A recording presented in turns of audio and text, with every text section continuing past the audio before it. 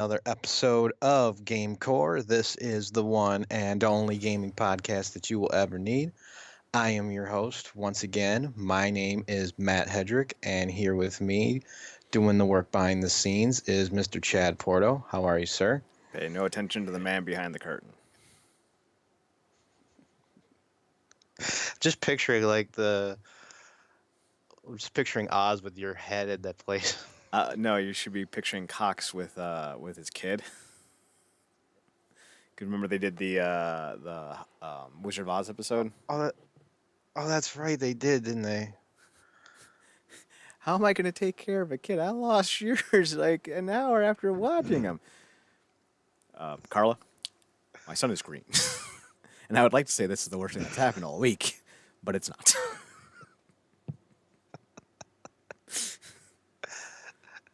I love it. Like, they had a literal yellow brick road in the middle of the fucking place too. I love it. It's not a yellow brick road so much as it's a yellow line to the front door. Wasn't there a bunch of them though? Like, wasn't there like yellow, green, red, blue? Yeah. Wasn't there a bunch of them that he had? Yeah, Okay. and one of them was to the smoking lounge, and Kelso was there, and Kelso was telling everyone about how he used to play minor league baseball with this Cuban guy he knew, and he was standing next to this dude who looked Cuban, and he's all like, "Did we play baseball together in the minor leagues?" And the guy just stares at him, and then Kelso calls him by name, Pepe, and the guy just looks at him like, "What?"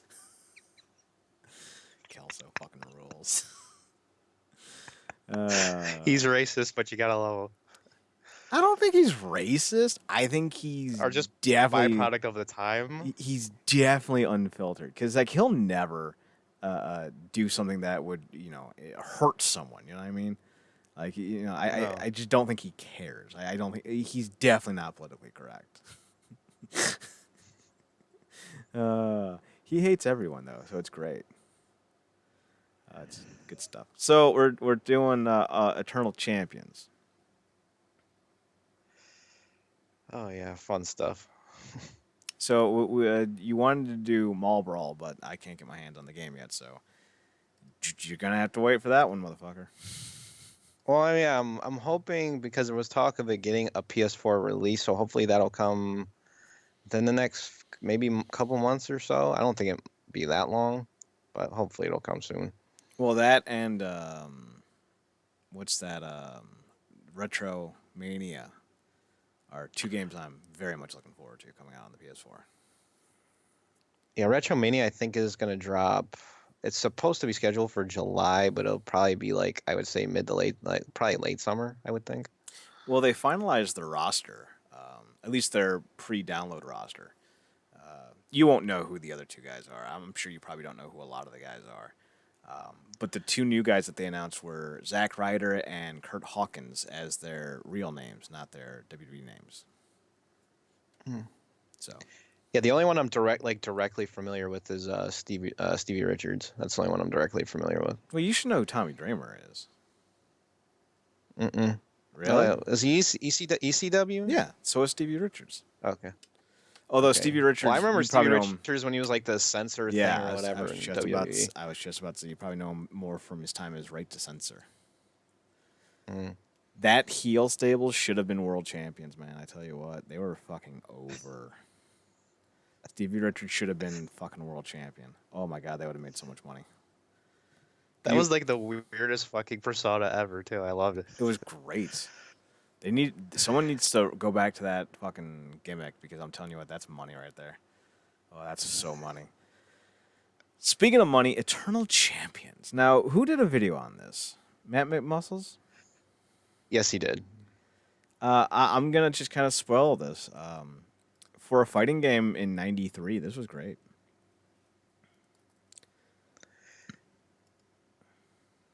Yeah, it's actually a solid experience at least for the most part.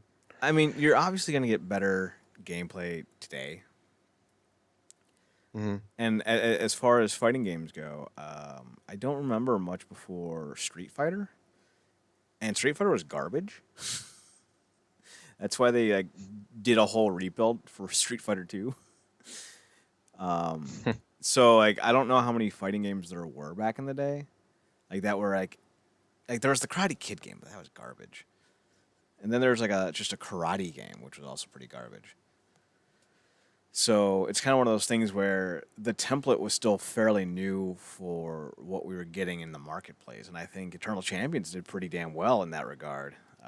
They found their own unique style. It was similar enough to Mortal Kombat to make it appealing, but it was different enough to make it more of its own thing. And while aesthetically, like in terms of the character design and like the setups of the levels, it does feel kind of Mortal Kombat-y. The sprites remind you more of Street Fighter, and it's one of those things where I think it was the perfect blending of those two ideas into a game that essentially had its own core.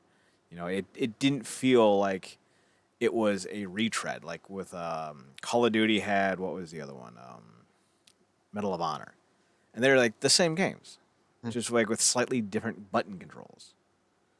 But this felt different in a lot of ways, and I love the premise. The whole these are guys taken from time. They have to fight death. Was it Death or Kronos? I want to say it was Death.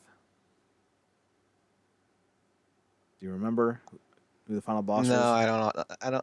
I don't know offhand. No, this is actually my actual first time ever playing it, so I'm not really familiar with the boss in the game. I think it's Death, and it was kind of one of those things where if you won the entire game, you would be able to live forever, and that was a whole shtick, which was the inverse of Mortal Kombat, which was if you won, you would still be mortal, but you would have to risk dying a lot. I think these dudes were like are already dead or plucked right before their death or something like that. So it was a cool concept. The thing that really kind of for me sold it was the sweet ass backgrounds. Like we're showing the video right now. We stole this from who did we steal this from this week? From Nintendo Complete. So thank you for letting us use your video without ever actually giving us permission. And they have some pretty tight backgrounds, and their character designs are fantastic. To the point where I would like to get my hands on this if I could do like an RPG kind of thing. Fuck, dude, I'd want these things as like action figures or something. Right? Like these are some well done fucking designs. Graphically speaking, gotta remember it's on the Sega, so there are limitations, but I really think they maximize the output. There's a lot of movable pieces for the characters. The backgrounds, while static in some respects, do have some movement to them, but minimal. Like in the level that we're watching now, it's the Salem level, I call it, the witch level, and the Mhm. clouds overhead are moving and the fire's burning, and there's some lightning every so often, but that's about it. I think that's enough. You know what I mean? Like, especially for like a game that came out in like 91, 92, like that's enough to get me to go, these are some strong graphics. And the colors Well, yeah, are just they're working with prominent. art style. You know what I mean? Mm-hmm. That's what I like. I think the art style in this is fantastic, and I love the variations in it and what they can do with limitation. It's amazing to see what people can pull off, especially in these days, man. I agree with you. I think one of the things that really impressed me about this is just the ability to figure out how they wanted this game to feel in terms of graphically Mm. speaking, aesthetically speaking. Graphics, you're not going to find much better for a Sega game. And as far as style goes, it's one of those things where it really does have its own kind of identity, but they also did a great job kind of maximizing what they can do with the console at the time. So I can't not give it a 5. I am that in love with this game visually. Oh, it for a Genesis game of its era, man. It's gorgeous. Everything all around, all the character animations and stuff are all unique to the characters. There's not just like one static way they all fight. They're all like very unique, and I like that. I love the background designs. Just all of this stuff, man. It's beautiful, and I'm gonna go with a 5 myself personally. These games, I think, age well or age better visually than something on the Sony or Dreamcast or Xbox. Mostly because, not Xbox, but 64. That's what I was thinking of. Mostly because of the fact that the games themselves have a specific design to them. And you mentioned that before. And when you have a design to it, it doesn't age because it looks a specific way. But when the next set of consoles came out, maybe not so much the Dreamcast, but definitely the PlayStation 1 and the 64, we talked about this last week, the games looked bad, and looked bad fast. Like this game still looks good 30 years later, but all those PlayStation 1 games are garbage for the most part. And when you It's kind of crazy. It's kind of crazy to see like I'm sorry, I didn't mean to interrupt you, but it was crazy good, to see that like well, I'm just saying it's crazy to see the fact that there's more artistic things I believe being done in the 16-bit 8 or at least the 16-bit era than there was in the following era because of just how it progressed. yeah, the 16 and 32-bit eras really had to be creative to stand out, and I think that's one of the reasons why the PlayStation N64 generations don't have a lot in regards of iconic kind of games, especially on the 64. When you look at the 64 and Sony, while they are beloved, I don't think you can hold their catalogs up to a lot of game consoles. Like PlayStation, Mm-mm. maybe more than 64, definitely. But 64, when you look at the games, like how many games did they have on that console? 100, if that. It's in the low hundreds, Yeah, it's if it's not around it's not 100 or high. so. And of those 100, what do you got? Maybe 40 that are worth owning to this day, Mm. if you're lucky. So it's kind of one of those things where when you look at this, like it definitely more heart went into this, in my opinion. As far as sound goes, though, I'm not exactly over the moon with the sound choices. I don't think they're bad, but I don't really have the need to go listen to some bangers from Eternal Champions on YouTube right now. So I'll give it a 3. Yeah, sound in this case feels very stock, very generic, you know? Mm. Like it's there for what it's there to set tone for all the stuff and you get the vibe for the most part. But yeah, there's nothing here, man, that I would be like, I gotta listen to this again. It was so epic. So yeah, 3. I can't go lower. So the big difference between this game and Mortal Kombat, besides how Mortal Kombat was not live action, what do they call that? Photorealistic? No, that's not right. I'm trying to think of the term myself. I can't remember exactly what it's called, but I know what you're talking about. There's like that you're using like live people, but you're animating it, Well, just and I just can't think of it. look it up while I talk about it. So that way we don't sound like complete morons. So beyond that, the big difference was that there's no fatalities in this game. What there were are interactable, interactionary. You can interact with the backgrounds, and the backgrounds would end up being the way you kill someone. In Blade's level, it's like the spinning fan that you get thrown into. In the Wizard dude's level, it's a fire pier that you get thrown into. Right now on the screen, you're fighting the Aqua dude, and he's getting sucked under with these tentacles that are just wrapping around him, and I'm assuming you're gonna take him under, and that's cool as fuck, because it doesn't matter who you are, like it's how the level handles you, and I think that's really cool, like a great way to stand out as a game. Mhm. The only thing I could find is that it says realistic digitized graphics. That's That's what all it is I'm then. finding as a description. Realistic digitized graphics. So for gameplay for me, it's one of those things where I don't find fighting games to be all that complicated. It's Mm. really these games are made for in person or online play, so to speak. You don't want to play against the computer so much as you want to play against your friends, your buddies. You want to try to figure out a way to get things. Who's the best? You know what I mean? That's what these games are for. Right. So for me, I'm going to give Mm. gameplay a 4. I think it's very good, but if you're playing a fighting game like this for any specific reason, I don't know if gameplay on this is going to stand out above and beyond the rest. But it's good. It's Yeah, effective. no, it's solid for what it is. I think I get a different vibe with this than something like a Mortal Kombat or like a Street Fighter. To me, this doesn't feel very spam heavy on like you can't just like spam buttons and win. This is very like I always feel like it's methodical in the way you have to fight a little bit sometimes. Mm-hmm. Because I found myself most of the time like backing off and waiting for them to approach me before I attack. Because if you just jump in head first, they'll rip you to shreds. Mm-hmm. You have to really watch. You have to really pay attention and watch their moves and then to it. It's very reactionary, but it's still good. So mechanics are solid. Everything works. I'd have to say four. Yeah, four. Okay. For me, fun factor is going to be a 5. I may not be a big fighting game guy, but I'm a big aesthetic visual kind of dude. And I love kind of engaging in the lore of certain things. And this is definitely one of those games that I think has amazing lore. And the characters are cool as hell. The designs are amazing.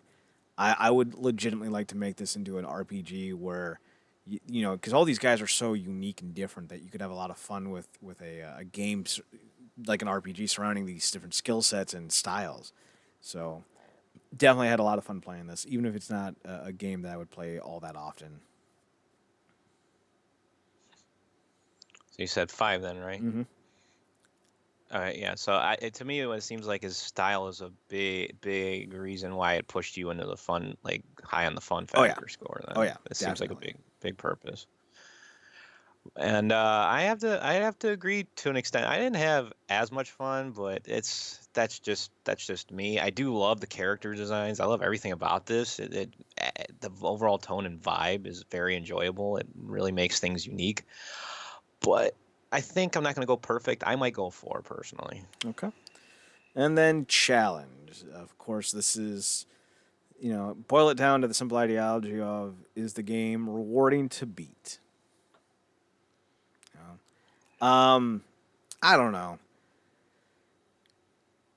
It's not bad, but I find fighting games to be devoid of much of a reason story wise. Like there's always exceptions, but like for the longest time, I didn't realize Mortal Kombat had a story. You know, um, Yeah. it's certainly not like with Injustice where it's very story heavy. Injustice is obviously more about the story than it is about setting itself apart gameplay wise.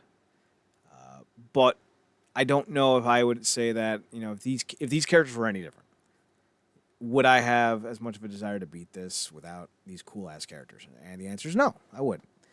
So I'll give the challenge a 3 because while it is a sufficient enough game to test you, the reward end of the spectrum is kind of, who cares? I don't need to know how this story ends. I think when it comes down to stuff like this, like when you're in fighting games, I mean, did we really always need stories to begin with? Wasn't it more or less just about the action taking place anyway? For me, no, honestly.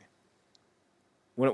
When Mortal Kombat 2 came out and I started to realize that all these guys had backstories, that's all I did was read about their backstories. Like I wanted to know all about who these cats were.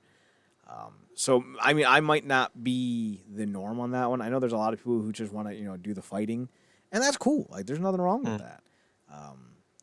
But for me, like there's got to be a hook or a reason to be invested to play and beat the game. If the game's not good, you're not going to play it. If the game's story is lacking, you know, and it's kind of repetitive, you're going to lose interest. While this may come off as kind of a jaded statement, I think most fighting games are repetitive. So I need a little something extra to get me there. That's just my point of view. Like, there's a lot of people who love What? fighting games just for the fighting purpose. Hmm. Which is why something like Injustice, aside from it being a DC property, intrigued you because it was very heavily story focused. Exactly. That's the whole. That was for me the whole shtick as to why I wanted to play it in the first place. It being a phenomenal fighting game is why I kept playing it. But yes, that is 100% accurate. Okay, yeah. So as far as challenge goes, I'd have to say it's rewarding enough, but there's not enough like again it's with the like there's not enough push for me to like strive to for anything. It's not really worth it for me in the end. So I'm probably gonna go average two. I have to go three. Okay. So let's get the calculator out and figure out what's what on this game.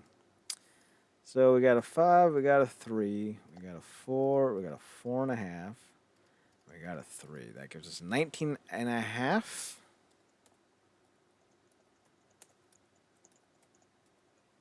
Okay. And out of 25, that is a 78%. Solid score. Solid score indeed. So, For something on a little bit more like unique side, that's kind of why I want to do it because I'm trying to find games that we never played or I've never played before. That's kind of why I wanted to do it. that works for me. So, the final boss is like some time orb dude, I guess. I don't know. That's weird looking. Yeah, he's like all silvery and shit. Well, I like how his body just like completely detaches all of his appendages. That's an attack. That's just creepy looking. I mean, that's how you know what's what. That's how you know what's what. All right, so let's jump into the useless news.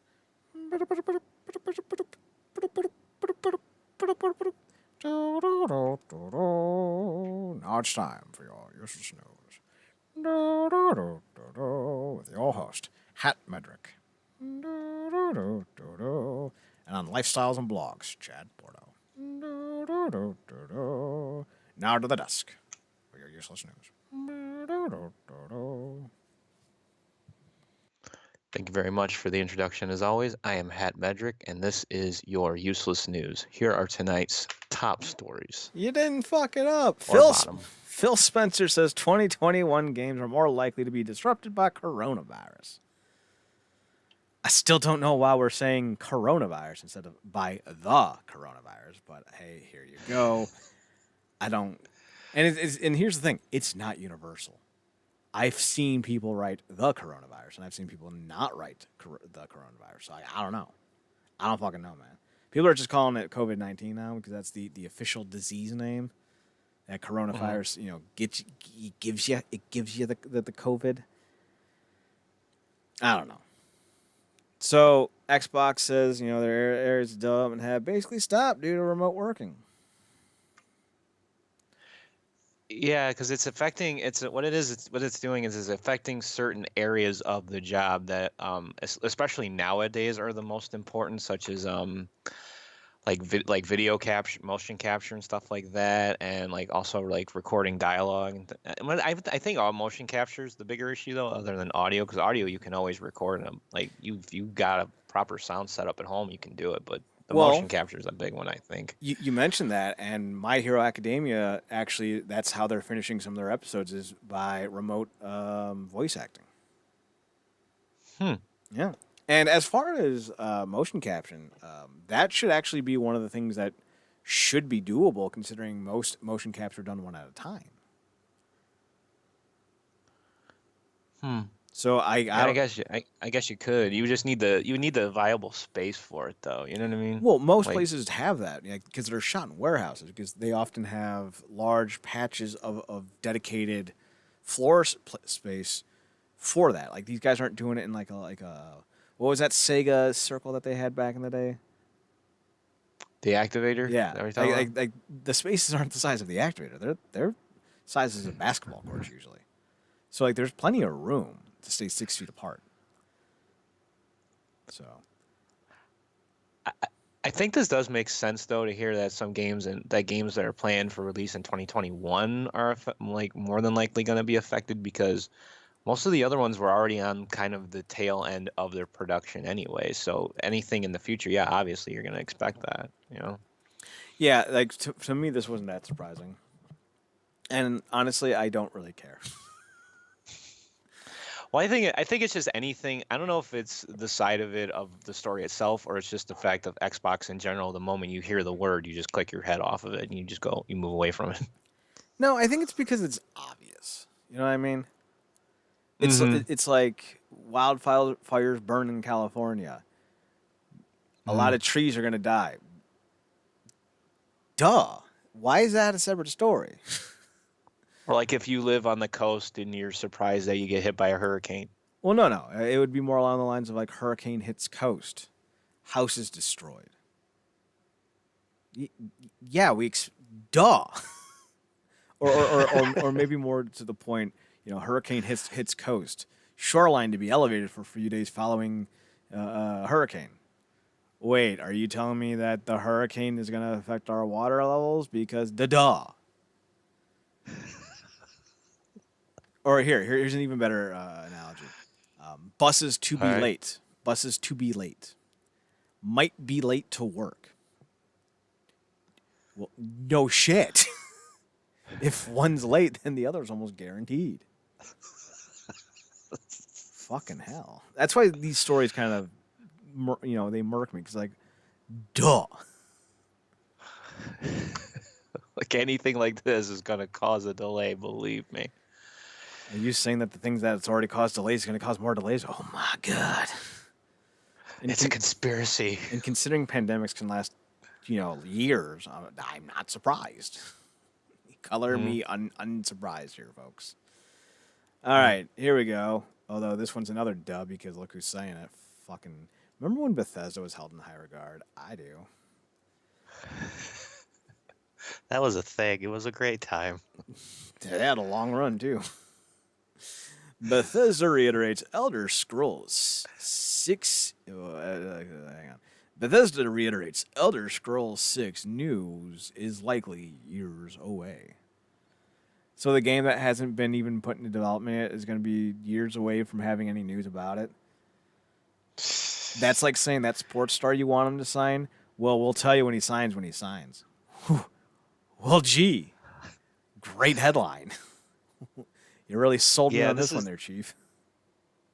well the I mean this was something like when they revealed it and they're saying, "Oh, this game's coming out." We were like, "Yeah, no shit. Of course you're gonna make a sixth one." But I mean, what were you expecting? I mean, Skyrim, what? How many years has that game been out now? Like over what 6 years, maybe Think so. seven? I don't know, almost yeah, something like that. And they have a bunch of projects in their pocket anyways, and the next big thing is Starfield. So no, this doesn't come as any shock. Plus, a game like that, with how expansive the Elder Scrolls series is in general, yeah, of course it's going to be years away. You realize how much stuff that they have to fuck up. They have to still have yet to try to find a way to fuck up. That's going to take a long time. The only good thing about Skyrim is the Macho Man Dragon mod. It's peak. It's legit peak. I think my dad used that at one point just to fuck around. He was wondering why it was in there. Oh, it's great.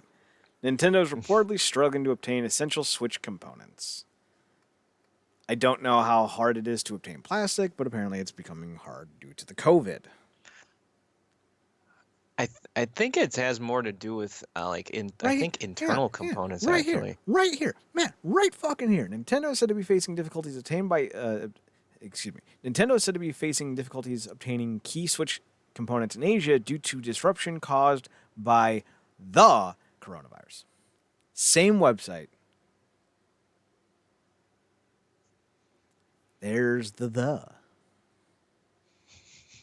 There the is. Nice use of English there, my friend. E. Yeah, as if again, this isn't some other thing that isn't shocking. I mean, production is halted everywhere now. Everything is delayed. Everything is on hold. Everything that's supposed to have a release is all being put on back order and for understandable reasons, of course. But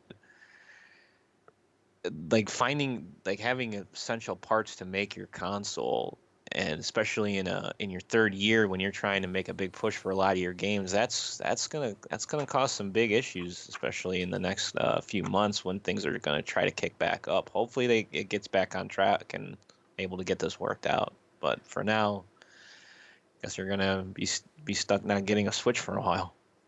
Right. Oh well. I guess your dream of having one is not there yet. It will be one day, just not today. This is great. Grand Theft Auto 5 offer crashes Epic Game Store. It was free. This obviously pissed off all the Steam bots. No, you can't have Just goodness on the Epic. It's got to be Steam and Steam only because let's support a fucking monopoly. it crashes anyway. Right? Fuck off. This is fine. I don't care. Game is 7 years old. I mean, Yeah, like how much is it? How much does it really cost to even own it at this point? Like I what? Maybe max $20. Maybe. no, I'm pretty sure that the game's been free a lot of times on the PlayStation Store. Like if you have like a PS Plus, yeah, I'm pretty sure it's been free. The game's Huh. just perpetually free at this point. Well, think about it. Most dorks are going to spend more than $60 on the online alone. Why do they Fair. care? That's fair. Like this is like a drug dealer giving out crack. Of course the first hit's free.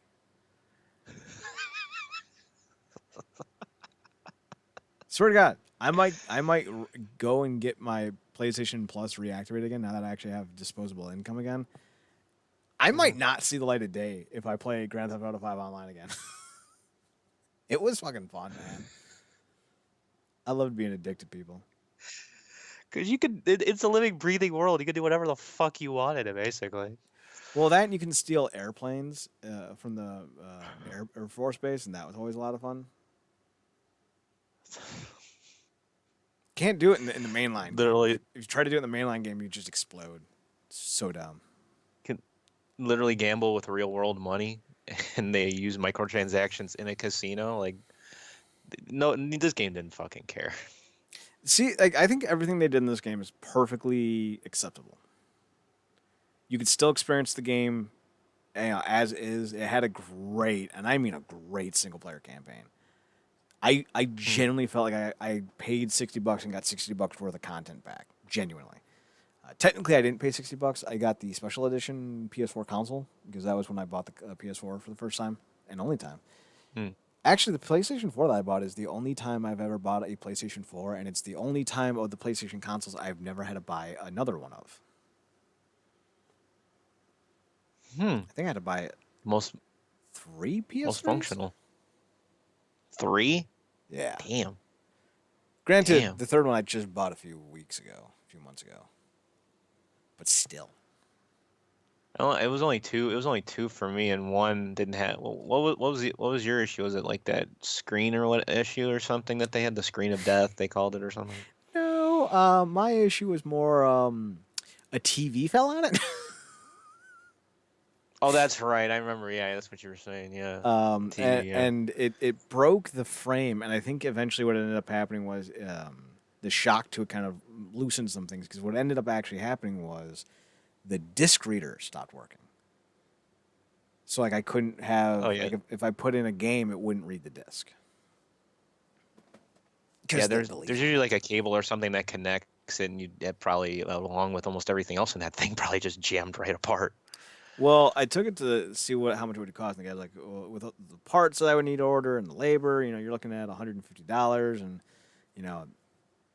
console doesn't look all that great to begin with, so you might as well just pony up the extra 50 and go buy yourself a new one, kid. I'm like, all right, fair enough. So I bought one of those matted ones that kind of look like the PlayStation 4. Okay, yeah, you're talking like the slim one or something, right? I think it was slim. It wasn't really slim though. It was kind of No, it's just slightly smaller. it was slightly smaller, but it was matted instead of it being kind of glossy. Hmm. Like it did look like a PlayStation 4. So anyway, yeah, cool for Grand Theft Auto. Yeah, Everyone's already played it, but yeah, it crashes again anyway. right. It just shows you how good this game is. And the funny thing is, the car of choice is the one that's in this photo.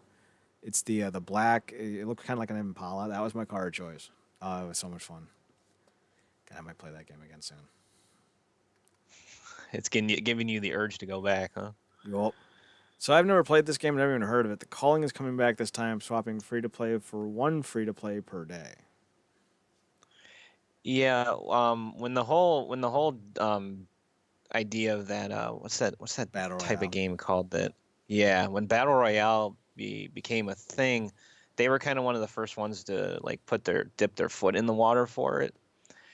And there's been the main controversy surrounding this whole thing is that they're not only charging to get the game in general, but on top of that, they're charging you to play online matches through the use of a microtransaction. Oh, that's not scummy. Oh no, not at all. No, and the weirdest thing in general is like why would I do that when you're already paying money for PlayStation Plus to play it, and of all things to put microtransactions on online play, the thing you're trying to keep your that tries to keep your game running, really? You could put it to anything else, make it function, but no, online play, that's where we need to have it at. See, now the problem that comes with this is you need to be competent enough at your job to make your game better and cheaper than the competition. Because one of the big points of contention for all these games is trying to compete with Fortnite. Fortnite is free. So you have to understand that that's your marketplace. You got to figure out a way to come underneath Fortnite in terms of consumer cost while still having a game that's good enough to play and not spending so much money that you can't recoup the losses. Now, I don't know who's running this, but I can tell you that the person who's running this is not listening or has a financial expert on their side, because they'll tell you right off the bat, you cannot come into a marketplace that has a baseline of zero entry and charge. How much are they charging? $6 to sell the game, then what? $6 a day or something like that. Something like that, yeah. It's about $6 per day for an online session, yeah. No one's gonna buy that. Now, if it was like 50 cents, okay, because that's $15 a month. Like that's affordable. Yeah. That's affordable. But let's say you love this game. Let's just say that this game is your jam, right? So it says, following the latest revival of the Calling Origins will sell for $5.99 and allow each and every player to participate in one free battle royale match per day. Beyond that, players will need to spend a single unit of in-game currency for each additional round, currency that can be bought for real money or earned through tokens at a time by winning one of the Calling Showdowns. Players that picked up the game during its free-to-play won't have to rebuy it at the $6 price. And examine there. Here we go. It's about a bit of an arcade style for monetization, for better or worse. A single token is awarded to the winner of an online match. Otherwise, additional play tokens run 3 for 99 cents, 10 for $2.99, 20 for $4.99. Unlimited play passes are also up to purchase, priced at $2 for 7 days, or unlimited for 6 days for $30. So $6 for 30 days. So let's go with that. So you got $6 for fucking 12 goddamn months. That's $72 right there. That's already more than the price of the game. Just sell the game at regular price. And that's more of the price of paying to use the online services that they're offering these games on to begin with. Now, I do like the idea of the 99 cents, but if that was for a day, that would be okay. Like 99 cents, you pay all day. You play all day. But you only play all day for, what is it? What was it? Unlimited play passes are also up for purchase, priced at $2 for 7 days. That's really high. That's really high. I'm just letting you know that's really fucking high.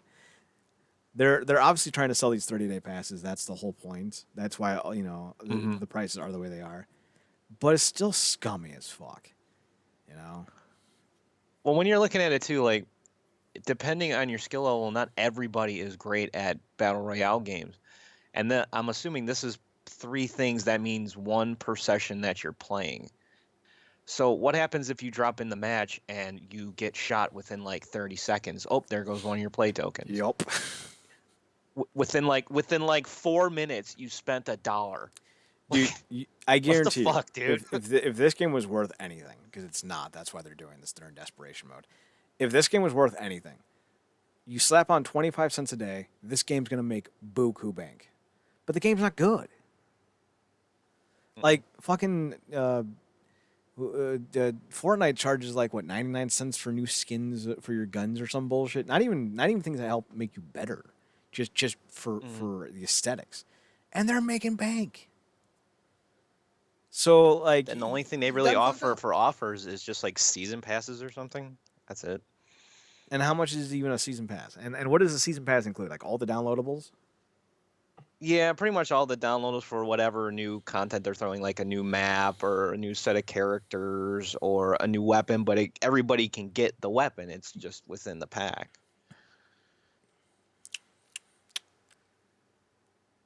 What are you gonna do, Calling? What are you gonna do?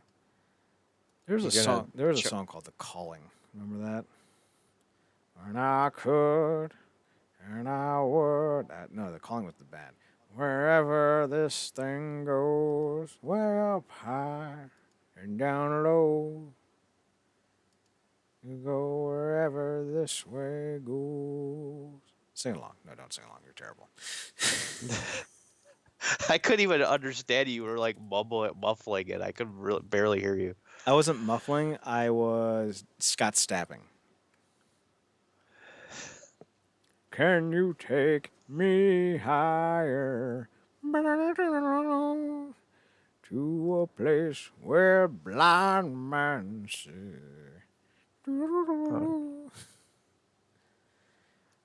Have you never heard the song "Wherever You Will Go"? It was really popular in 2001. It was in like everything. I was just choosing not to sing because I have a horrible singing voice. You have a horrible everything voice. Friendship is a wonderful thing. It makes me want to sing. Like you're the worst thing in the history of the world. Friendship is a wonderful thing. Like it's dogs dying after only like 10 years because that fucking hurts. Then the Holocaust. Then you. Friendship is a wonderful thing. Let me put a little caveat. Any dog that dies, worst thing in the world. Worst thing in the world. Period. End of discussion. Any mass genocide is too, including the Holocaust. I don't want to be disparaging though, because there's been a lot of Holocausts and not a lot of Holocausts, but a lot of mass cullings that are problematic and terrible that have happened. I don't want to exclude them from the conversation. They're all pretty That's bad. how they got the calling name. What the fuck? You didn't. You're not a smart man.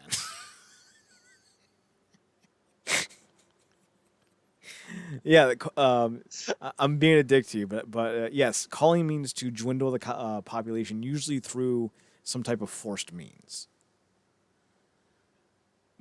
A good representative of that, Matt, would be Stalin era Russia. Okay. He called the population through diminishing food lines. Made them starve to death. That fucker. Then he just shot a bunch of people because Stalin sucked. You know, Stalin was I responsible like how you for compare the more. worst things in the world to me. I hate that. No, that's fine. You know, Stalin killed more people than Hitler. I do now. Yep. I come with the facts. At least you're not as bad as dead dogs. Like, take solace in that. Jesus fucking Christ, man. I feel like in that episode it's like when Lassiter is explaining bounty hunters to Sean, and he's like, psychics are here, bounty hunters are here, and he's like, we beat bounty hunters by a knuckle. That's all I feel like. I'm like, dude, at least I'm there by a knuckle. Come Right. on. Right. So at least you got that. There is hope. That should make you happy. Not really. At least you got that. No. So let's. I got you, but you don't seem to care. I got you, babe. Do do do do do do do do. I got you, babe. Do do do do do do. So I just typed Sega the movie and I didn't realize it. I meant Sonic the movie. That's fucking funny. I am dumb. So wait, you said you typed in Sega. I kind of missed it. You said you typed in Sega the movie. I did, and that was Okay. dumb. Can't even defend that action. Nope. So why are you typing in the song? Because I watched it, now I'm going to review it. Dadoy. Okay then, interesting. Did you not watch Sonic? I have seen the movie. Yes. I did tell you we were going to do it when we started the show. Did you? I didn't hear that part. I'm sorry. God, now you wonder why I compare you to such awful things. You hurt Hey, my can't hey, fucking help me with audio glitches sometimes. It's not always my fault that some other things are incompetent other than me. you hurt my feelings, Matt. Whatever. You hurt mine every fucking day. It's about time we got used to it. I'll never get used to it. I'll just hurt yours worse. Revenge, motherfucker. Revenge. I'm the one who should be looking for that, not you, you condescending fuck. So I enjoyed the fuck out of Sonic the movie. Really? Yes, I loved how he was referring to James Marsden as Donut Lord. That's awesome, isn't it? Why do you keep calling me Donut Lord? Because you're the Lord of all donuts, and then when they displease you, you eat them. I also got really emotionally attached to Sonic. Like, I very much wanted him to have a family, and then the ending just broke me. Like, oh damn, man. Oh, it was so cute, wasn't it? It was just Oh cute. god, it was great. I feel bad that the visual effects department that redid the animation for Sonic ended up losing their jobs, but that's the risk you take being in such a flaky field. Because they did fantastic They did. job on that redesign. He looks Holy he looks shit. great. I like the story. The story is pretty simple. He lives on some fucking planet that we never hear of, and then he goes to Green Zone, Montana, or Green Hills, Montana. Yeah, Green Hills, you were right. Yeah, Green Hills, Montana. Wasn't yeah. Green Hills the name of the opening stage? In the first game, yes. That's great. I love that. So he's raised by an owl, and like these Cubone looking motherfuckers come for him, and he's all like noping out of there, and he spends 10 years by himself and still keeps his sanity. I'm like, goddamn. And the thing that really kind of made me laugh is all these planets in the universe, and the only one he can go to that he's gonna be safe in is a fungus world. That's great. I love how he mentions that he hates mushrooms too. It's just perfect. It really felt like digs at Mario, and I'm so into that. So Oh man. I don't want to go into too specifics with the story because it's really good. I thought it might be one of the best, if not the best, game movie adaptation yet. Mm. There wasn't anything I didn't like about this. I do think Jim Carrey's performance was a bit overrated. It wasn't that he was bad. I just don't think he had a lot to do that would make this character feel different. No, it's essentially just him being himself in a costume. That's about it. Not even a costume. There were a lot of great scenes, like the whole dancing scene when he was in his van, not his van, his semi. The way he treated his assistant was fantastic. I'll rep for that. That was great. Of course I want a latte. So it's kind of one of those things where I don't know if all of that stuff landed with me with Carrie, but he was still very good. I liked it. I just want him to have a little bit better material to work with. I thought Carrie's performance was amazing. Specifically, I don't think what they gave him to work with was all that good. I want to clarify about that. Ben Schwartz is a great Sonic. What's her He's name? amazing. He's fantastic. He's funny as hell. Tika Sumpter was amazing, and she's stunning as hell, man. Oh yeah, gorgeous. Oh yeah, she's so good. Let's see. I the whole sister thing was weird. With Maddie's sister Rachel, how she hated James Marsden. They never tell you why. Mm. And that would have been, I think, a little bit better. Even if it was just like, I don't like the way you look, or you smell funny, or something. Just give me something. Right, just like immediately hated him for like no reason at all. That's Exactly. weird. The niece needed more airtime. The niece was hilarious. Oh, she was awesome. And the one of the connection moments she has to Sonic, that almost brought a tear to my eye Right. too. Just running I thought it around was- her I thought it was mom going, gotta go fast, gotta go fast, gotta go fast. Like how Sonic gets something very important to him. It was so cute. I love it. Neil McDonough And has next to no role in this movie, and that angers me.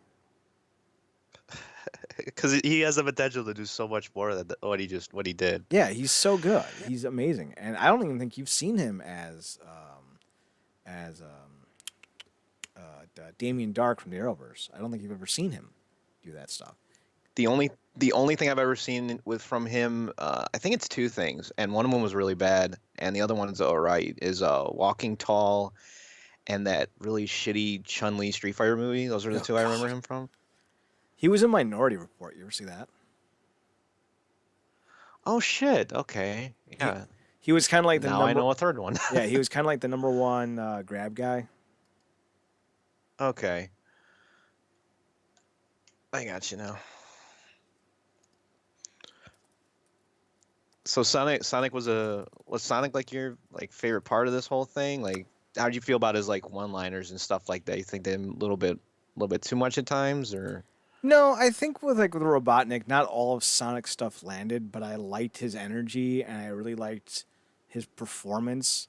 The only thing that I thought was really weird was, in the beginning he gets discovered because he gets emotional and he runs so fast that he causes a blackout. But he ends up running around a baseball diamond, which I thought was weird. Like, why would you just run around a baseball diamond? maybe he just wanted a focal point to just keep going because he's angry, I don't know. That's just personal thoughts. I mean, other than Mm-hmm. well, though I can see your point. Like maybe he would run around the town or something. Like he's just going as far as he can because he just needs to think. That could have been something too. Yeah. Um, not I personally love this movie, and there's even homages to comic book movies in here. I think you know at least one scene I'm talking about. Oh yeah, there's a lot of The Flash. bar scene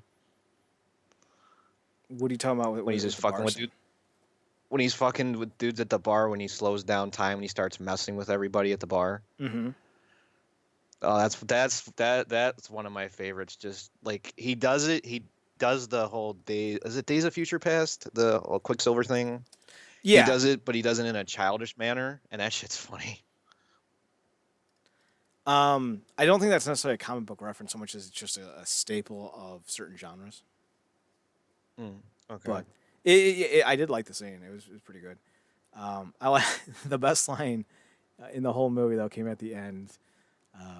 He says something like, you can hang out with us or something like that, but no more pushing people off buildings. And Sonic just without even missing a beat goes, that's a promise I can't keep.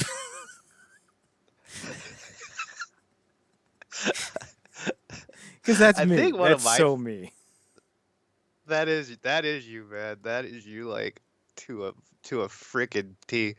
I think one of my favorites is the one was actually in the one of the original trailers. Is when James Marsden's got him in the bag and he's at the elevator, and there's that whole That thing was of like, is that your great. child in there? Yeah, it's a child, but it's not mine. No, no. They go, "Is that a child? Is that your child in there?" He goes, "Yeah." Well, it's not my child, but it is a child. But he's not mine. or or I'll just let him the fuck up, like just like, oh, I'm here because someone's gonna jump the fucking roof. Really?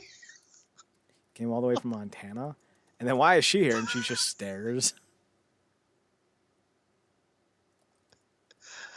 Oh man, what was the obsession with Olive Garden? God, talk about like blatant advertisement. Jesus Christ. That to me was more, I think, in the regards to them needing to find a way to make payments for all the upgrades. Sometimes that's what happens. Gotta have a sponsor somewhere, right? No, I'm not even kidding. Sometimes that's exactly what they'll do. In Chuck, they had that sponsorship with Subway to help fund the show. That's why whenever they talked about Subway, it wasn't just like a passing reference. It was always like, and now I gotta get my hands on that cheesy meatball sub now on sale. I mean, it's not always the most amazing of things to do. I know a lot of people are like, well, it ruins the experience. If it means that my favorite thing gets to be my favorite thing for a little bit longer, then so be it. I don't think we should be splitting hairs with how major corporations pay for their things. This isn't an avant-garde product, so I'm all right with it. But I did love the payoff joke at the end when the government comes back and they're like, hey, listen, we really didn't fucking like Robotnik, so here's a token of our appreciation. I'm not gonna say anymore. You got to watch it for the joke, but it was a great payoff. So they turned the product placement into a closing gag. So I appreciated that. Like props, man. Props for that. Oh, That's yeah. just awesome. And I think this movie, what it did the best in general is it kept things very simple, and it was a very aware of what it wanted to do with itself. It didn't try to take itself too seriously. It was just trying to be a fun movie, and I think that worked out in its favor quite a bit. Oh yeah. You don't need to rewrite the wheel, man. Like you don't need to find a new way to tell a story. You just got to make sure that what you're doing works. I would say that I think some of the jokes did not land though. I can't speak for everyone. I'm just speaking for myself. So I would like to see someone tweak some of the jokes because this was a movie that had potential to be a laugh a minute, and I don't feel like it nailed that. Overall, though, I would definitely give it a recommendation to watch. I just told my friend to watch it last night when I was doing it, and she watched it today and she loved it. So I also watched Scoob, but I'm going to talk about that Thursday. And after this show's over, I'm going to get something to eat and turn on The Addams Family from last year. So I'm catching up on all the films that I actually wanted to watch. So Cool, man. You got some good viewing ahead of you, at least Adam's Family wise. I don't That's know. just my personal opinion. Don't take that into account. I don't know what comes after Addams Family though. So like, I might just be on a 3-movie tear, and then I'm done for another 4 years. I don't know what else came out that I remember that I wanted to watch. So like literally, like I only remember that Scoob was no. I looked up like after I watched Scoob because it was like 6 a.m. I was like, maybe I'll watch another movie, and then I just looked up Adam's Family. Like, oh, I gotta watch that too. What else? So I might have to do a little exploring.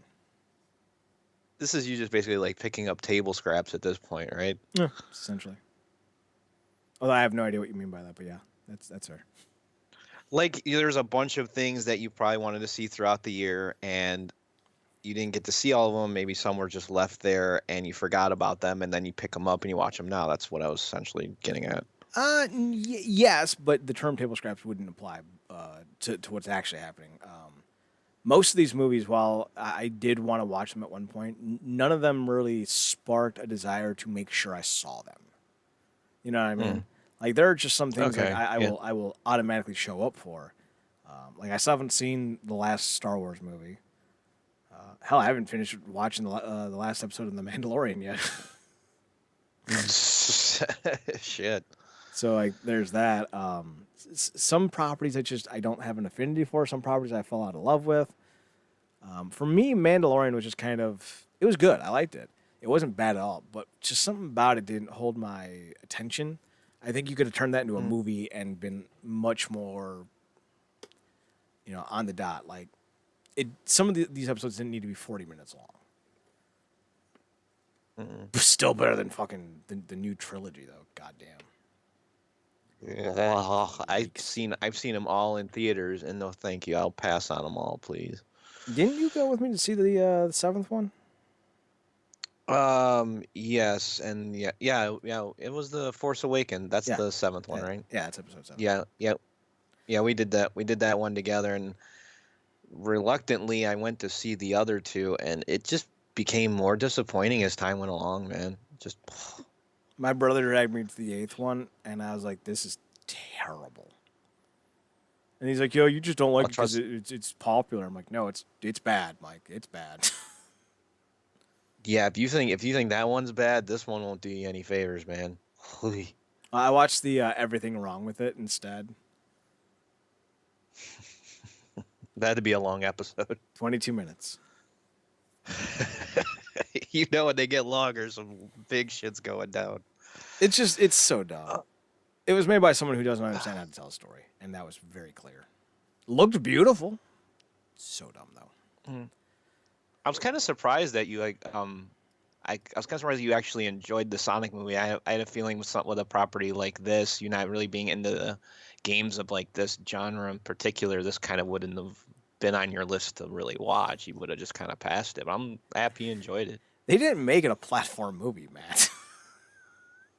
No, I mean the characters associated with a type of game that you're not really a fan of. Therefore, you haven't played many of them. Therefore, I didn't think you were like really striving to watch it. Is what I'm saying. I'll watch anything that has some redeeming qualities.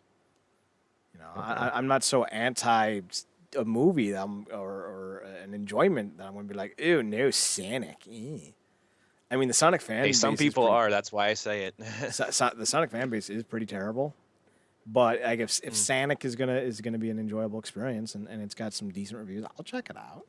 I might check it out if it's terrible, just to see how terrible it is. But no, I enjoyed Sonic. It was real good. Do you, do you think there's gonna? Do you think there could possibly be a sequel with God, this, or you think this should just be a like No. a feels like more like a one-off? No, there's obviously a sequel coming. It's going to happen. Sega really wants to diversify how they get their money. So obviously, a Sega Studios is something that they really want to drive for. And considering that even with the redone, it still came under $100 million on the budget, and the movie made $300 million and was well received by everyone, a sequel is guaranteed to happen. Well, I will say a sequel is guaranteed to happen in a way that's. Let me see how I can phrase this. This is the most guaranteed thing to happen that's not been formally announced to happen. Unless something happens with like the COVID and the Corona, and it just ends up hurting the profit margin of the studio so badly that they can't put out a new movie or can't put out a new movie as well as they could, then I could see them not doing a sequel for that reason. And we've seen that kind of thing happen before. Like, you ever watch the show Heroes? Yeah, I've seen it. The entire second season had to be abandoned because of the writer's strike. So like, and shows were canceled because of that. Because they lost money. So I don't know how the corona is going to affect everything, but I do know that should Sonic not be too impacted, or at least Sonic Studios not be too impacted by the shutdowns and the viruses and all that, I see no reason why they can't do a sequel.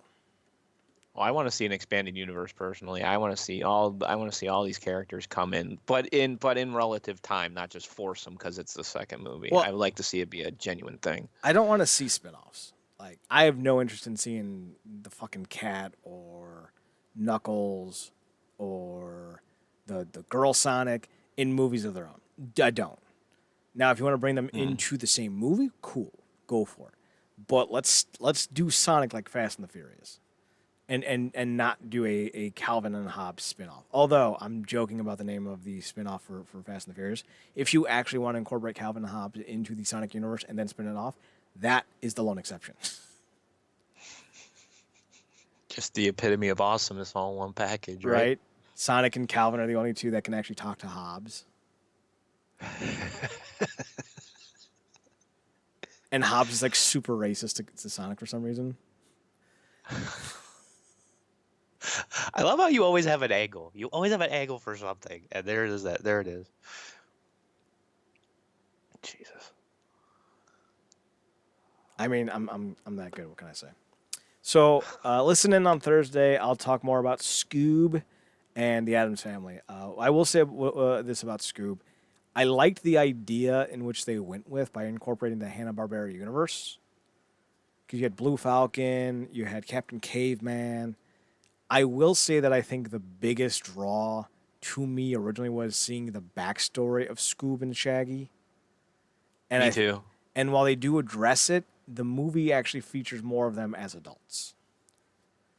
And I would say that was a bit of a letdown, considering like all the promotional material. And now this is on me because like once I watch a trailer or see like a screenshots, after the first trailer, I don't follow up because I don't want to be spoiled. Like I'll see the trailer, see how I like it, and if it's bad, I'm done. If it's good, I'll check it out. But I don't watch 2, 3, 4, 5 trailers. You know what I mean? Mm-hmm. And the first trailer's like, yeah, they're kids. This is gonna be a movie about them as kids. I'm like, yeah, this sounds so cool. The best fucking Scooby Doo is pup named Scooby Doo. Yeah. But it's more of a And what is it? standard Scooby Doo film in terms like of their age. So you have seen it already, or Yes. you yet to see it? I have seen Scooby. Okay. I'm just gonna talk about Okay. it more on Thursday, not tonight, because it's not a game movie. No, it's more pop culture comic thing. Yeah, more suited for that. It's worth watching though. I'll say that much, but it may not be worth rewatching if that's your jam. I would rewatch Sonic if it comes on HBO or like on TNT. I don't often go out of my way to rewatch a lot of properties I like. Very rarely will I, but Sonic is definitely one of those. If someone else is watching it or if I see it on TV, I will stay to watch it. So, and I Nice. think that's pretty high praise. Coming from you gotta take it where you can get it. So, talk to me about what you've been watching on the YouTubes. Not a whole lot, honestly. This week has been rather slow. I'd say one of the biggest ones was the Alien 3 video from Matt McMuscles. That was a big one. I just watched that today. Yeah, that was a clusterfuck. That's all that was to me. That was a story that I was very familiar with, though. So it was nice to kind of retouch with that. And I think he did a very good job covering it because you don't often have a lot going on with those films that would be very interesting. And the times that you do have it, you don't always have all of the information disseminated correctly. So I think he did a good job. I would other than that, I would have to say I actually just watched it today. Slopes Game Room did a history in the games on RoboCop versus Terminator. Kind of explored the comic, a little bit of it, the movies, and how the production of the game kind of went along. And it had kind of a strange thing with like not being able to use the assets from the comics itself to tell the story, and instead was inspired a lot by the third Contra game, which I thought was pretty cool. And I think there's two series that were written for it, and I kind of want to go and see if I can maybe find those comics, see if maybe my comic shop's got them or something, maybe on a back issue or something, because I'd be intrigued to check that out. If they have them, they'll have them in the trade paperbacks. Okay. So go to the Because there's the two. I back can't remember end. what the second story was. Okay, I'll go with that. I'll do that. All right. Let's see. Retrosoft gave it. They're doing more updates on their game, revealing like more wrestlers and stuff, talking about all their modes, which they got a lot of fucking modes for this game, which makes me even more excited. Because they're packing in a lot of stuff for pretty decent price. I think the game's only going to be releasing for like $25, and for what they're offering, I'm pretty pumped up for it. Even though, again, I'm not a guy who recognizes most of this stuff, but I do love retro like types of games, and this is right up my alley. So I'm very excited for this. The fun thing about this, let's see, just to kind of expand on retro games, or Retromania, I should say. A few years ago, there was a push to try to do something similar to this, and it it was going to be with the Aki engine, the AKI engine from the old 64 days, but it didn't gather enough support. So this is kind of a spiritual successor, and the fact that at the time they used all independent wrestlers, because Johnny Retro has since gone back to the WWE, that's a real cool thing as well. So I think everything they're doing with this game is A+. Yeah, I cannot wait to try that. And I guarantee you it'll definitely be a review for us.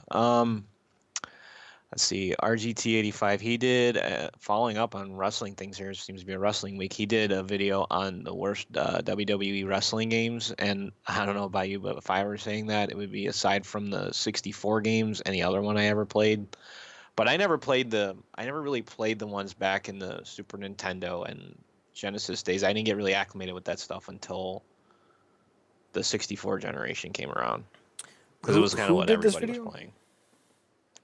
RGT85. He's a channel I've been following for a while. He does a lot of his content's lately Switch related stuff, but he tends to dabble in other things, and he's been a big wrestling fan. And yeah, this was the first video I've ever seen him do for something like this, so I thought it was pretty interesting. Another one that was interesting too, and I quite enjoyed it, was it wasn't a boundary break episode this week. She says he did something else, a feature saying why owning an arcade machine is better than you might think. It's an interesting video. I can't really explain just how good it is in general. I would say to just go watch it. It's just the way he explained it's very unique, and I thought it was very enjoyable. Let's see. Other than that, the only other one is Nerd Slayer doing Death of a Game for the game Battle Right, and how that it seems to be focusing a lot on MMOs. I guess those are the biggest failures in gaming now. As far as like not being able to maintain a game, I guess that makes sense. But that's a good video. And see, aside from that, YouTube wise, yeah, not much else. That's about it. So, what was the ultimate reason for why owning a cabinet was the best way to go? Oh, let's see. Like why owning an arcade? I think he was more or less referring to the one up thing, or always having a definitive memory of something.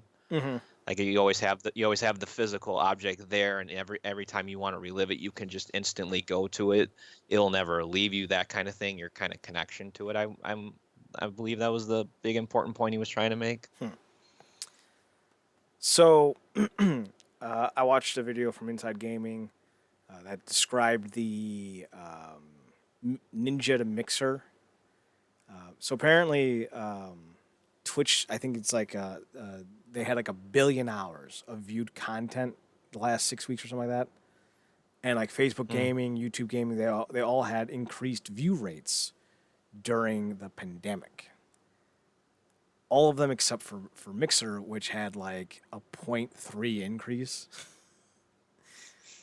And Sad. they were looking at it, and they were talking about how all the money they spent to bring in guys like Ninja, and how it's basically been a failure. And I kind of just, I just kind of chuckled because I'm like, yeah, well, what the fuck did you expect? It's fucking Microsoft, bro. Well, yeah. Not only that, you're going onto a niche platform for streaming. It's only focused on Xbox primarily, and he's the big name on Twitch. So going there, what did you think was going to happen? And Twitch doesn't just do gaming anymore. Like, they are very much a live streaming hub. There's pro wrestling events on there. There was boxing events on there. So I think they've been doing some sports events on there as well, like outside of combat sports. So there's a lot going on there. They have a Bob Ross painting channel. So For those of you who need the relaxation hour there. just for those of you who need to know that your mistakes can be turned into little birds. And make some happy little trees. Happy little trees. Amanda the Jedi did a great review of you know who Stephanie Meyer is, right? The woman who did Twilight. Unfortunately, yes, I do. So she did a review of Stephanie Meyer's latest book in the Twilight franchise, which is called Life and Death, and it's a gender-bent version of the story, at least the first book. And just watching her beam with so much enjoyment as this terrible story unfolds is just A+ quality. That's some good content. Brought a smile to your face. Dude. It's a rarity. MMA On Point had 2 great videos of unwanted champions in the UFC, and Times Fighters got screwed, I think, or Times Fighters got cheated. So if you're a fan of fighting, those are good stuff to watch. Sci-Fi Wire put out a video detailing the history of SWAT cats. How can you not love SWAT cats? Titus is catching up on all of their stuff. They're into season 3 now, so I would check that out. The Punk Rock NBA put out 2 new videos, but I didn't watch either of them because they didn't interest me. One was about Rage Against the Machine.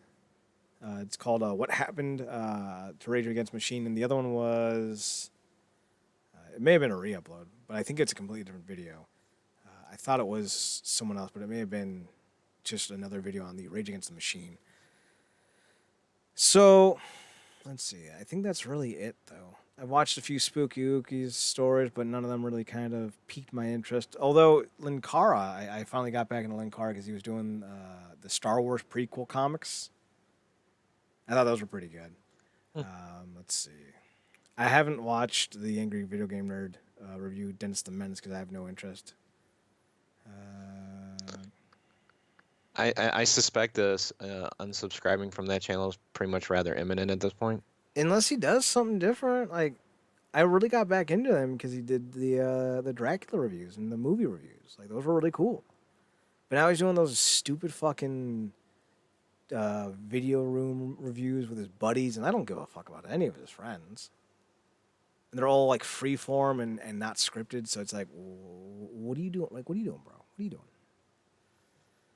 So we'll see. I haven't completely ruled him out. And if it was a game I wanted to watch, I would have. But like, I don't give a fuck about fucking Dennis the Menace. Like, fuck off. Who cares?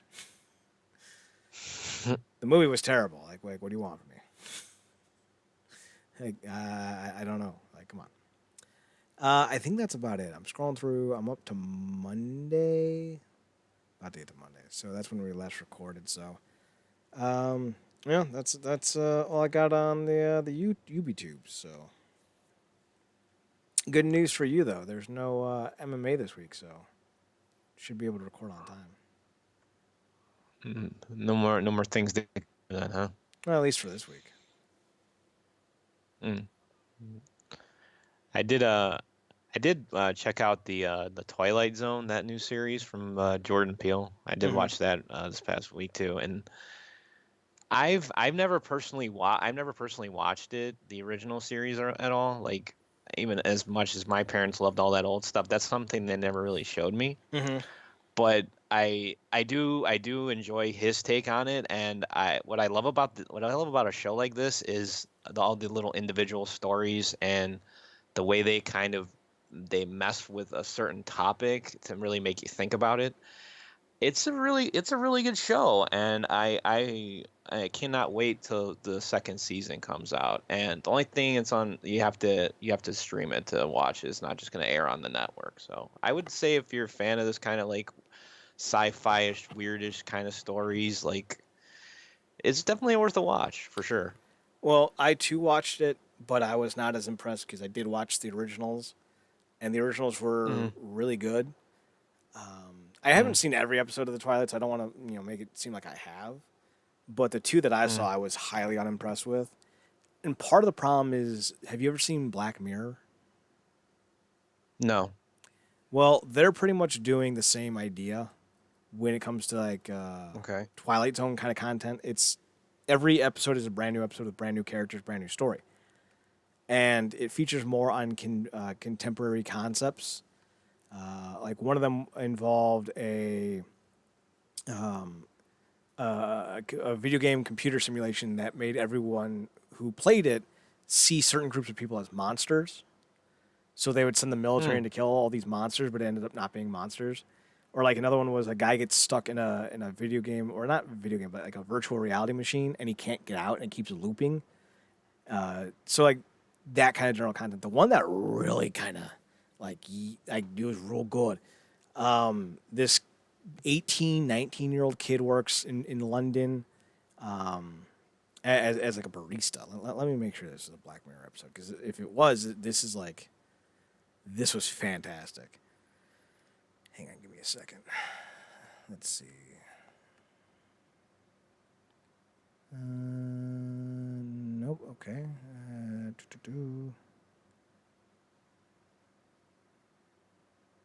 No, I don't think that's it. Nope. This is the season. Hang on. So, the episode, if I remember correctly, is Shut Up and Dance. It's episode 3. It's the 10th episode overall in the series. It's the 3rd episode of season. They call them series because it used to be a British show, but it was ported over to Netflix. So they're called series. But it was season 3, and it features a kid who works as a barista or like a waiter. And like the first opening scenes, like he, real nice guy. Little girl leaves like a little teddy bear behind, and he's like, "Hey, wait, you lost," and you think he's a good dude. And he downloads some anti-malware computers stuff, and he starts to becoming blackmailed. And it turns out that they're blackmailing him over a pretty fucked up thing. And they force him to do all these things, like rob a bank, and I don't want to go into all the details, but it's like the ending of it. Like once you realize what he's being blackmailed for, and like how the episode ends, like it fucking hits. Like god damn, it Mm. fucking hits. The other one that's really good, Mm. it's actually a very telling one. It's with Bryce Dallas Howard and Alice Eve, and goddamn Alice Eve. It's called Nosedive. Bryce Dallas Howard essentially plays a woman who gets all modern America now has like ocular implants, and you can vote people up and down based off of how they treat you. And like people above like a 4 get like special privileges, and like people who like are 3s have to wear gray, and like people who like 2s and 1s, like it's all really fucked up. And it's a story about how society values the unimportant things in life, like the superficial things in life, and like how you can rate everything. And I thought that was a really great fucking story. But yeah, for me, Black Mirror hits harder than New Twilight Zone. Yeah, I guess I mean for me I guess it's coming in with a fresh set of eyes. Maybe that helped me in this case, not having prior knowledge. Maybe that was the better thing for me with this. Um, that's why I still enjoyed it. I still enjoy it for what it is. But I could definitely see myself checking out. What did you? It was called Black Mirror. You said, right? Yes, Black Mirror. It's again like each episode is gonna be its own thing. So like to judge an entire season or series off of it is hard because like each series or each season has like a brand new crop of actors. No one comes back for seconds, so like it's all very contained. So you have to judge each episode for what it is. Like for me in season 3, because that's the one I watched the most of. There's one called Hated in the Nation, and it really didn't feel like the rest of the series because it felt more contemporary and more realistic, which wasn't the tone of everything. So I would say that one probably for me wasn't the best, but it did have one of my favorites actresses in Kelly MacDonald. You ever see No Country for Old Men? Yes, I have. She played the wife of Josh Brolin in that movie. Okay. So I have a fondness of her. That's why I watched it. It was all right. It's nothing that I would say would, come at you. But like series, whatever, 5, apparently had some of the more fucked up episodes, if you will. And that's the reason why you watch these. Like, you watch them for the twists. So I would definitely check it out. Cool. Anything else? No, that should be it. All right. Well, then do your. I'll do the preamble. RealNerdCorp.com, RealNerdCorp.com. We're on Twitter at NERDCorp. We're on Instagram at RealNerdCorp. We're on YouTube at Comic and Game Corp. We're on Twitch at twitch.tv/Comic and Game Corp. We are on Podbean at RealNerdCorp.podbean.com, or you can download the mobile device. You got to buy a mobile device. You can download the Podbean app to the mobile device and download the past podcasts through the Podbean app. So do that if you want. We're also on YouTube, obviously, and Twitch. Matt, what are your personals? MNerdCorp on Twitch, same handle on Twitter. You can find me on Twitter at ChadNerdCorp, ChadNerdCorp, and on the Instagram at Chad's Photo Hut. We will be back next Saturday, hopefully, for another retro review and updating on the news stuff. So tune in probably 12:30, 11:30-ish on Saturday, whenever Matt's free, somewhere in that hour block. Sounds about right. And I'll be back on Tuesday with Marcus for another edition of the Wrestling Underground at twitch.tv/Wrestling Underground, 10 p.m. on Tuesday. So tune in for that. So Matt, unless you got anything else you want to add? No, the only other thing I'm gonna say is I'm working on the what I've been playing article, so the 3rd volume of that should be out within the next couple of days. So be on lookout for that. Sounds groovy. With all that being said, Matt, why don't you take us home? Thanks you everybody for listening, and we will see you next time.